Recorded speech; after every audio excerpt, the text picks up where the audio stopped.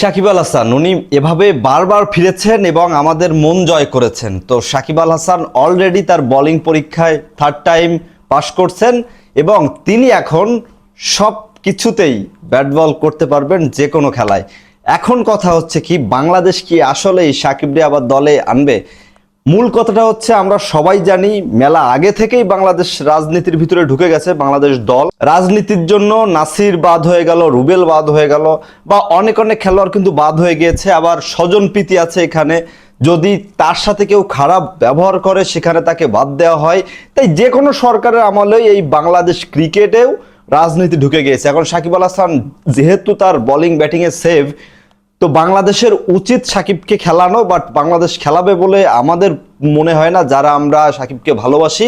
তবে সাকিব আবারও কোনো না কোনোভাবে বিধ্বংসী রূপে ফিরবে বাংলাদেশ দলে এবং বাংলাদেশের জন্য আবারও ভালো কিছু আনবে।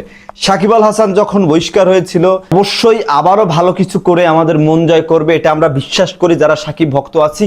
তবে সাকিবকে যারা হেট করেন, যারা রাজনৈতিকভাবে সাকিবকে হেট করেন, তাদের উদ্দেশ্যে একটা কথা বলি, সাকিব দেশের সম্পদ, কোনো দলের সম্পদ নয়।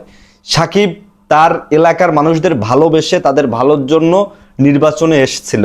7 মাসে সে সংসদেও যায়নি, বাজেটও পাস করায়নি, সো এখানে তার ইনকাম হয়নি। তবে আমরা যে ক্ষতিটা করলাম, আমরা যে চ্যাম্পিয়ন ট্রফি যে সাকিবের জন্য খেলতে পারলাম, সেই সাকিবকে বাদ দিয়ে কত সুন্দর খেললাম। বাংলাদেশ দলের থেকে তার টাকা দেওয়া বন্ধ করে দিছে, স্যালারি 48 লাখ টাকা মেবি সাকিব পায়। কতটা লজ্জার, একটা ক্রিকেট খেলোয়াড় টাকা পায়, তার ব্যাংক অ্যাকাউন্ট বন্ধ হয়ে গেছিল। এবার অনেকেই বলবে, বাট ব্যাংক অ্যাকাউন্ট বন্ধ হওয়ার আগে 4 মাস সে টাকা পায়নি, তার অ্যাকাউন্টে টাকা ঢোকে না। কতটা মানে কি বলবো, নিয়ম যদি সঠিকভাবে চলে তো ওই সময় তো সে টাকা পাওয়ার কথা। নিয়ম আইন কিছু নাই বাংলাদেশে, যে যখন ক্ষমতায় আসবে তার মতো করে চলবে, ব্যাস সিম্পল জিনিস। এখানে এটা একদম সত্য কথা, এখানে কোনো মিথ্যার ঠাঁই নাই। এটা হয়েছে, এটা হচ্ছে, আগামীতেও হবে, যে দল আসুক না কেন। বাংলাদেশ এমন একটা সিচুয়েশনে আছে, মানে এক দল সমস্যা করলে আরেক দল আসবে, আর এক দল সমস্যা করবে আরেক দল, মানে এরা উন্নয়ন বা কিছু করবে না, এরা শুধুমাত্র একে অপরকে খারাপ কথা বলতে পারবে, এটাই আর কি।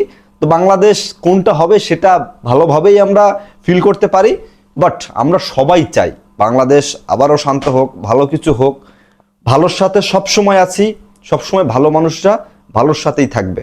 Thank you so much. ভিডিওটা ভালো লাগলে লাইক করবেন, কমেন্টস করে মতামত জানাতে পারেন, শেয়ার করে পাশে থাকলে অনেক বেশি খুশি হব। আর আপনি যদি আমার পেজে নতুন হয়ে থাকেন, প্লিজ ফলো করে দিবেন, কারণ এখানে কারো পক্ষ নিয়ে কথা বলা হয় না, এখানে যেটা সত্য সেটা কথা বলা হয়। Thank you so much, bye by.